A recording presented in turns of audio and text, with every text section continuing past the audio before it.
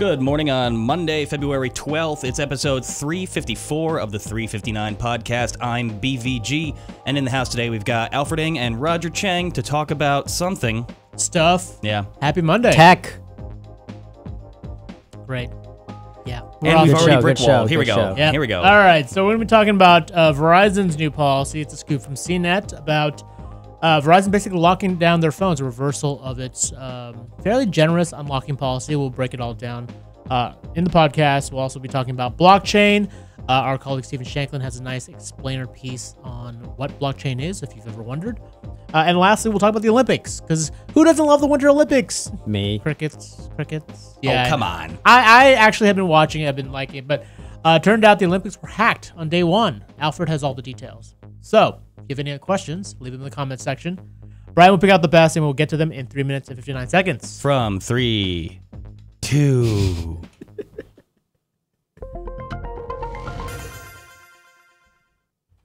Welcome to the 359. I'm Roger Cheng. I'm Alfred Ng. Verizon is locking down its phones. Starting today, Verizon will start locking phones down to combat theft. For now, it'll unlock phones immediately after you activate your service, but in the springtime, they're going to start extending that lock period. So even if after you buy that phone, it'll be locked for a period of time, which they haven't specified yet. I'm confused. How does this prevent theft again? So the idea here, what they're arguing is that thieves can basically take these unlocked phones, turn around and sell them right away. So if these phones are locked down, so you can't use another carrier's SIM card in that phone, then it's a lot less appealing for thieves, right? Once they take that phone, they can't actually turn around and sell it in the black market, or they couldn't bring it overseas because they're locked down. But do you think that when somebody steals a phone, though, it's not like the phone has a massive like Verizon like logo on it that they'd be able to say, oh, that phone's locked, I'm not going to steal it? No, for sure. That's a really good point. There are tons of unlocked iPhones out there. Their argument was there's been enough stolen goods even going to Verizon stores or from Verizon stores themselves that they're putting this new policy in place. And I understand this has been frustrating for a few folks. Yeah, consumers are not liking this. Now, a little bit of background: Verizon actually agreed to unlock all their phones as part of a deal with the FCC when they bought a certain swath of spectrum from the 700 megahertz. This is the spectrum that powers their LTE network. And so basically ever since LTE phones came out, they've unlocked all their phones. They have actually the most generous policy in place. Every other carrier does require you to wait between 40 to 60 days before they will unlock your phone. So this is a big change, and it's a hassle for folks who have to go overseas and who are just law-abiding citizens with a Verizon phone. All right, so next up, we want to talk about blockchain. I'm sure you've heard of blockchain, or at least Bitcoin, because everyone's talking about it. Stephen Shanklin has a nice piece breaking down the foundation for Bitcoin and other cryptocurrency. And at its core, it's a lot of wonkiness to it, but at its core, blockchain sort of helps build trust in these untrustworthy times. There is actually a really sweet animation in the story that kind of explains it all. Because, blockchain's been out for a bit of a while now, but every time I try to explain or like dive deep into it, it's just, I have no clue what's going on here. Right. It's the idea of like this sort of dispersed network of blocks of data that are all individually encrypted, but all kind of work together. Right there, my head just kind of exploded.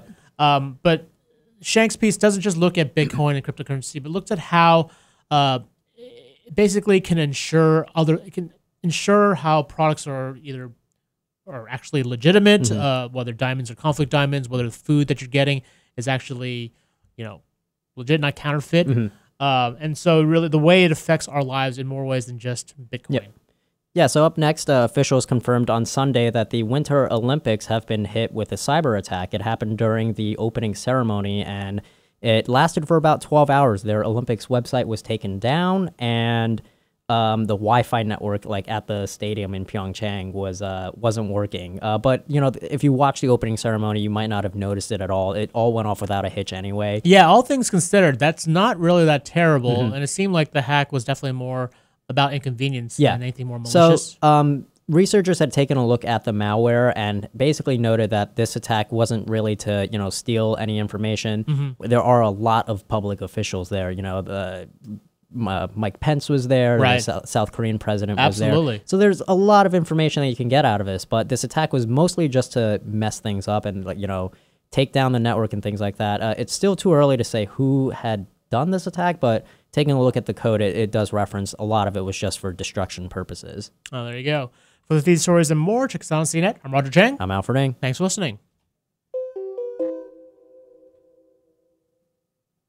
And that attack was in fact called the Destructor, right? That's Olympic what it's been codenamed. Destroyer. Ooh, Destroyer. Yeah, so this was the name given to it by the folks that were looking at the code. It's Cisco. Yeah. Destructor. Yes, that was one of it. That was. So there were 3 different parts. So it was like something like credential stealer, browser stealer, which is how they got like credentials to it in the first place. And then Destructor was the one that like basically deleted all the memory and attacked the recovery process. So that's why I was down for like 12 hours as opposed to like if you just delete a bunch of stuff, usually you're able to like reboot and just get it back through your recovery process. That kept deleting things? Yeah, so it was like actively deleting it and all the copies of it. So this was clear that they weren't trying to steal the information because they were actively getting rid of it. All right, well, there you go. Like I said, all things considered, considering all the hacks that we have seen that have been a lot more destructive, that's not the worst. Yeah. I mean, maybe this is a tease for more. Hopefully not. Yeah, to be fair, there's no signs that like it means that they're completely out of their system. You know? Right. Nothing is sacred anymore. However, when you said one of our lead stories is going to be hacking the Olympics, I had this like weird image of like Neo in the Matrix and like uploading all the medals away, and they're just deleting in real time, like in real space. Like, no! They're at the ceremony, and then out of nowhere, it's just like, whoa, North Korea won all the gold medals. Just give it to them. Well, that kind of happened with Russia 4 years ago, didn't it? That's not our place to go there. Either that or hacking the Olympics resulted in, we thought we were all going to be snowboarding today. Nope. Spoilers, boating. I don't even know where to go with that one. Shall we jump into some chat questions? Let's do it. For one, Matthew Datcher, what's up, Datch? Does the Olympic hacker get a gold medal? Ooh, I mean, I think that's more of a summer Olympic thing. More right? More importantly, how soon is hacking going to become an Olympic competitive sport? I don't know. They're saying esports are. Yeah, I mean they have competitions at like a lot of major hacking conferences. They have a capture the flag thing at Black Hat and DEF CON. It's not Olympics level, but I was kind of joking, but I know I'm also kind of not. Yeah, that's the thing. Like if esports can be put into consideration, I mean it's not that much of a stretch. Yeah, they have a lot of these competitions. Yeah. There was one in 2016 at DEF CON where it was bots only. Like it was like which bot can write the best malware to get around this like. I mean that's kind of similar to the Olympics in like 10 years from now. It's going to be all bots. Yeah, it's going to be like which bot can run faster than the other bot. It should just be like no. It shouldn't. It should just be a whole country of bots, like the nation of bots, Robotnica or something. Robotnica. I feel like that's coming. There's like a dystopian future. Great coming. bottin'. On that note, Datcher wants us to shift gears over to Verizon. All right. Will Verizon still allow us to bring our own phone? Yes. Now you're talking about. Yeah. So there is a grandfather clause at play. So yeah, they're want to clarify that these are phones that Verizon is selling. So they will still accept unlocked phones coming in. There's no change to that policy. This is really just for the phones that you purchase from Verizon directly. But as we see a lot of these partnerships grow and more exclusives starting to hit the market, this could become a consumer concern. Yeah, I mean, look, this is definitely a potential annoyance for consumers. But, you sort of have to, the counterbalance is that, there is a fairly active theft market. It has gone down in recent years, but it's still significant enough that Verizon decided to put this policy. I'm still not buying their explanation for this policy. I really don't think that if somebody's stealing a phone, like when they're like stealing it from somebody, they're going to see like, oh, this was Verizon. You can have it back. No. Sorry. So the point isn't really the theft deterrent isn't necessarily for you as a consumer. It's more stealing phones from Verizon directly. Okay. Like their supply. Like basically, now that they know that this is a truck heading to a Verizon store, they're like, well, this may not be as attractive as that. Like we can't. It doesn't have that like, high of a. The thing of it is because value. all the other carriers have their phones locked down already. So Verizon's are the only ones that are unlocked from the get go. So it is from a thief's perspective. If they see that this is a Verizon phone, if they see this is a shipment of Verizon phones, or if they're at a Verizon store, they want to steal Verizon phones from the stores themselves. They already know these are unlocked phones that I can easily turn around. Okay, so this is more to protect them than the consumer. I think it's more about protecting Verizon and themselves. Yeah, but also, I mean, how has that policy helped out all these other companies that have locked phones, though? Like, are they not being like robbed anymore? I don't know. But there's a reason why these other carriers have policies in place that are 40, 50-day wait periods before they can unlock those phones. I think it's probably worth time to try to make a rough breakdown. Like you said, the blockchain video, the animation that's up, is really fascinating, and it does really help spell things out in a way that the layman can understand. Yes.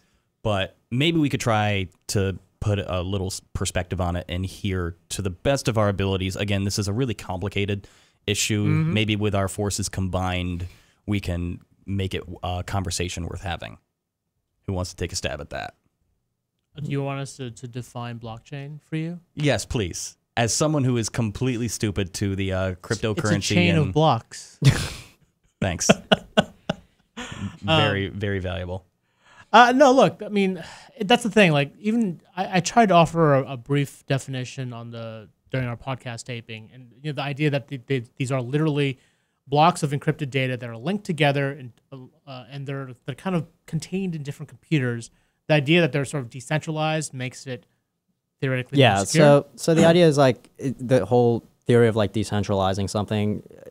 Shanklin starts his story off with like, it's really hard to trust things on the internet. There's like that famous New Yorker cartoon, like on the internet, no one can tell you're a dog. Oh, really can't trust anything in life. Yeah. So the idea is like blockchain, because it's decentralized, so it's not just like me saying something to you. Like that information is like, I would have that information that, this guy's a dog online. Then Roger would also have that information. Right. You would have that information. And like it's uploaded to all these different computers.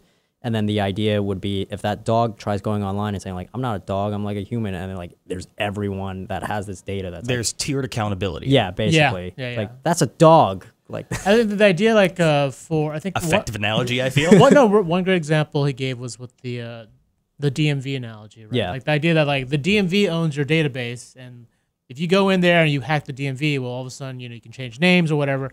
But if, the DMV used blockchain to contain all this data, to store all this data, you couldn't go in and hack the DMV because you couldn't hack every single computer that has that data that verifies that you own this car. Yeah, it's the idea of like being decentralized, essentially. Like that's what provides this like authenticity to it. And what we are worried about is, what do you mean? I'm still kind of in the dark about this as far as what risks there are, inherent risks to blockchain and how it functions. Well, in terms of risk, I mean, there are some downsides to it. Obviously, with cryptocurrency, people are investing in high-powered rigs to mine for cryptocurrency. That is a massive waste of energy. Not waste, but it consumes a massive amount of energy, right? Most of the risk that I look at for blockchain has to do with like malware and cryptocurrency stuff. Right. Just like which my story on that's coming out in a few days. Right. Just essentially, we do have a story looking at the downsides of all of this. Yeah, and in the next few days. This is part of a larger package of stories that talks about blockchain, cryptocurrency, and Bitcoin. There was a story over the weekend about just all these like government websites that had been infected with cryptojacking, where they take over a website, and then the more that you're on it, like you're actually helping like somebody mine for cryptocurrency that way. And so if you're on a website and it's loading like really, really slowly, there's a good chance that like, there's a crypto miner like put on it. And I've been seeing a lot of stories over the last few weeks about like all these crazy places that it's been in, like hospital equipment. They put a crypto miner on a hospital equipment. So that's the new thing now. So instead of like malware, like asking you to give them money, it's like you're essentially helping them make money without like even knowing about it. Wow. Isn't that kind of like the plot of the movie Office Space? I never watched Office Space. What? Shut up. Really? I actually never watched. I've seen scenes from it, but I've never watched the thing in full. So the plot of Office Space is the plot of Superman 4, right? Right. So it's basically... Isn't this kind of just the modernized version of that? No. That was hijacking accounting systems to take... Microtransactions. What he's talking about is hijacking computer... Because this is another complicated bit about Bitcoin, cryptocurrency. Like, you can actually mine for it. Your computer can solve complex mathematical puzzles to award themselves Bitcoin or cryptocurrency. It's really difficult, takes a lot of power. But what these hackers do is basically write programs that take over all of your computers and have them kind of run those processing, those computational formulas for you. Yeah, so instead of you wasting all that money on your electric bill, like all these like thousands of people whose stuff you've infected are doing it. Now, for a minute there, wasn't there, I don't know, was it NASA or somebody, they were using like a third-party application that you could load on your computer that it would essentially utilize, you're volunteering your computer's processing power Sony to fuel did that. research? Yes. Sony was like, Is that kind of in a similar vein? Kind of, Obviously except- not exactly. yeah, but except this it's- was voluntary. Yeah, right. Whereas this is just sort of taking your Yeah. computer over without you even knowing it.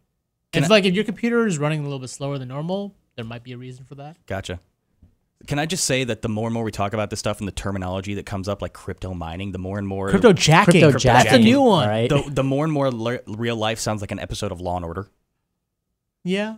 I tweeted out this today. There was research from Malwarebytes about drive-by crypto mining, which that's a whole nother thing where... I thought that was a joke when you said it. No, When I yeah. heard that term, I'm like, that's So gotta be it was a- basically if you log on to like a different Wi-Fi network, and this specifically targets Android devices. If you log on to like a random Wi-Fi or something, like it'll take you to like a CAPTCHA page where it looks like a normal CAPTCHA page, where it's just like just enter this like Yeah. whatever.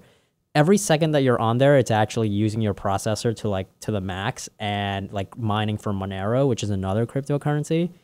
And it's gotten like 800,000 visits in like per day for like the last Holy month. crap. Yeah. No, they're not going to get the money I keep under my mattress. Well, that's the thing. It's not taking your It's money. not taking anyone's money. It's that. It's not stealing anybody's money. It's stealing the computational power on your phone. So Yeah, it's it making wears your down phone- the battery, makes your phone run slower. and you're not getting any of the money for it. Yeah, you're not getting paid. Naturally.